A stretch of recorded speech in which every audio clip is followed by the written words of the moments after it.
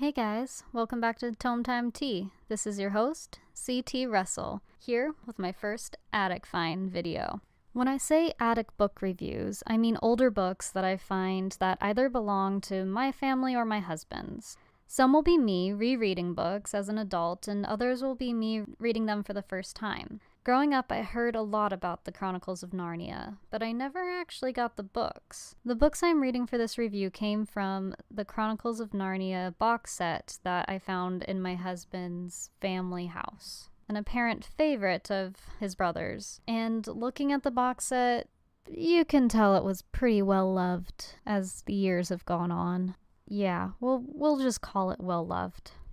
Awesome side notes. These books have pictures in them. It's pretty cool.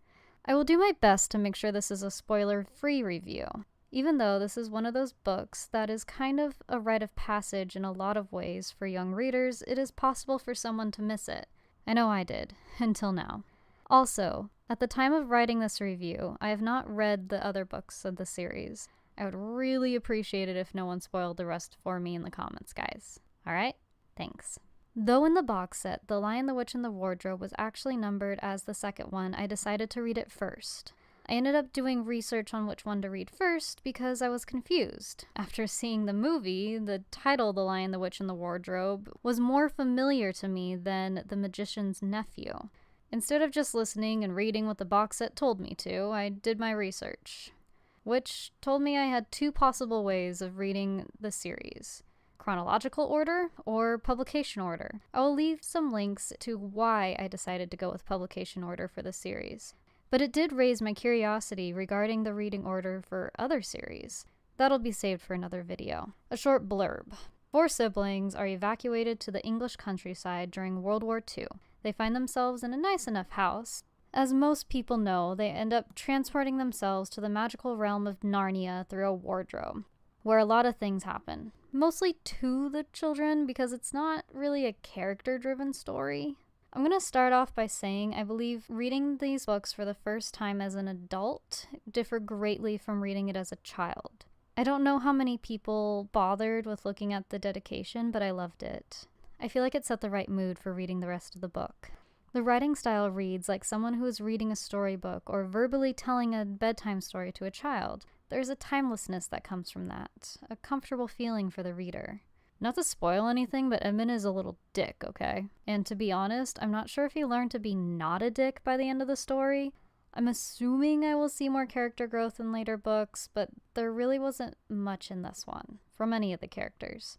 Any development that happens is told to us either by the narrator or by one of the other characters. I would have preferred to see it personally. I know this is a children's book, but I would have loved to actually read about the battles that took place. A lot of interesting events are kind of glossed over or missed entirely by the main characters. For the first book in the series, I don't feel like the world was really developed. The children do ask a few questions, but a lot of it they just accept as fact. There are 7 books in this series, so I hope by then I have a little better understanding of the world of Narnia. Overall, I feel like reading this series as an adult doesn't have quite the same impact as it would if I had read it as a child. I honestly feel like this book would have been a great bedtime book for any parent to read to their child.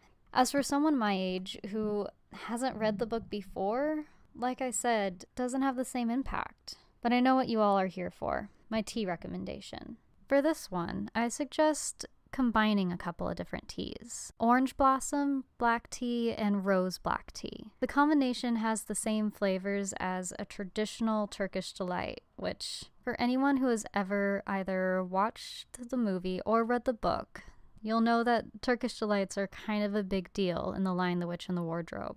Anyways, these are just my thoughts and feelings, and I would love to hear yours. Did you grow up with the Chronicles of Narnia?